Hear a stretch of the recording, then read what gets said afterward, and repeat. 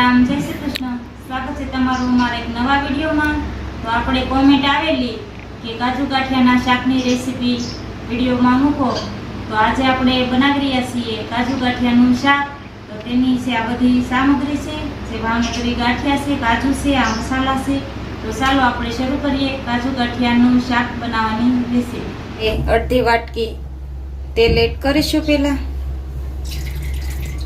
અડધી ચમચી જીરું એડ કરીશું, પહેલા ચપટી હિંગ એડ કરીશું,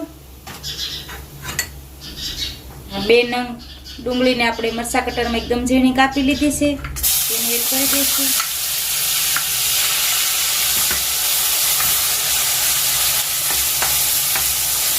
ડુંગળીને આપણે થોડી વાર સતળાવા દઈશું, ત્યાં સુધી આપણે બીજો મસાલો રેડી કરી લઈએ।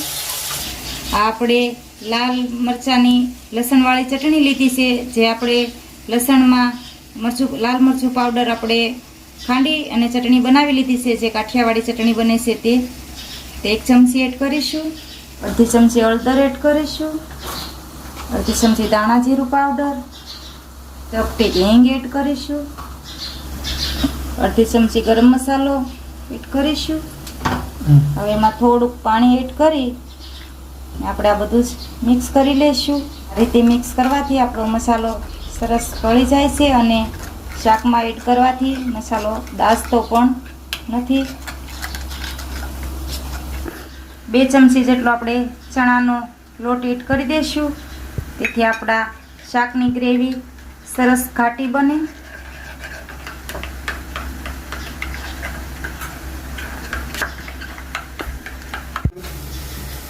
આપણે 2 નંગ ઝીણા લીલા મરચાં કાપી લીધા છે, થોડુંક તીખું બનાવવા માટે તેને એડ કરી દઈશું।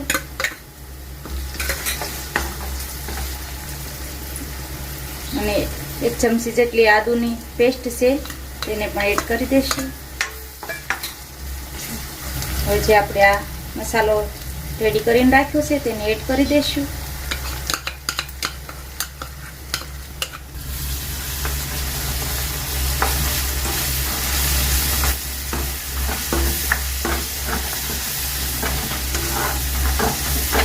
જે આપણે આ ટમેટાની એકદમ ઝીણી ગ્રેવી કરી લીધી છે મરચા કટરમાં, તેને એડ કરી દઈશું, મિક્સ કરી લઈશું।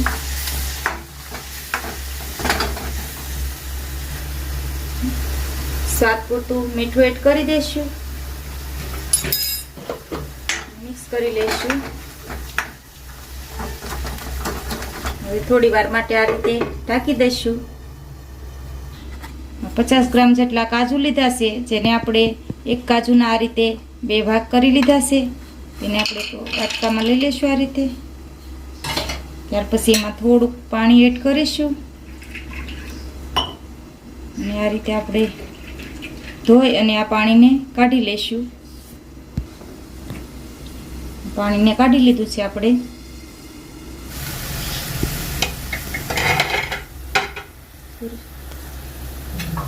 આપણે શાકમાંથી એકદમ તેલ છૂટું પડવા માંડ્યું છે, આ રીતે સરસ બની ગયું છે આ રીતે। હવે આપણે આમાં આ જે કાજુ ધોઈને રાખ્યા છે તેને એડ કરી દઈશું, મિક્સ કરી લઈશું।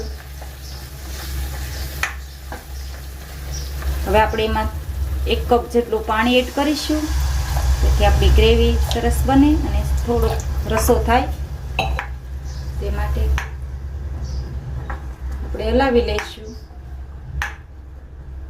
થોડી વાર માટે આપણે શાક રહેવા દઈશું। તો આપણું અત્યારે કાજુ ગાંઠિયાનું શાક રેડી બની રહ્યું છે અને આ શાકને આપણે પરોઠા કે રોટલી સાથે ખાઈ શકીએ અને જીરા ભાત સાથે પણ બહુ સરસ ટેસ્ટી લાગે છે।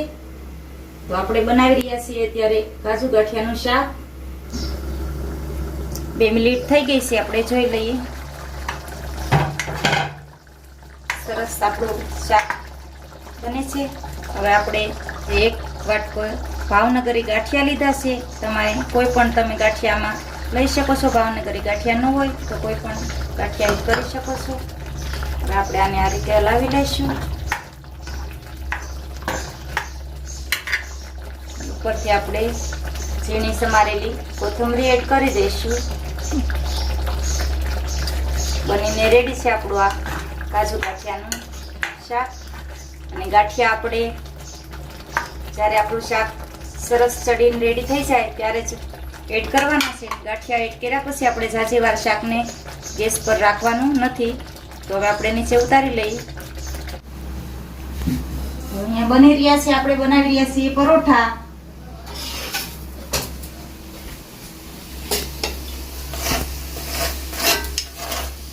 બની રહ્યા છે પરોઠા આપણા.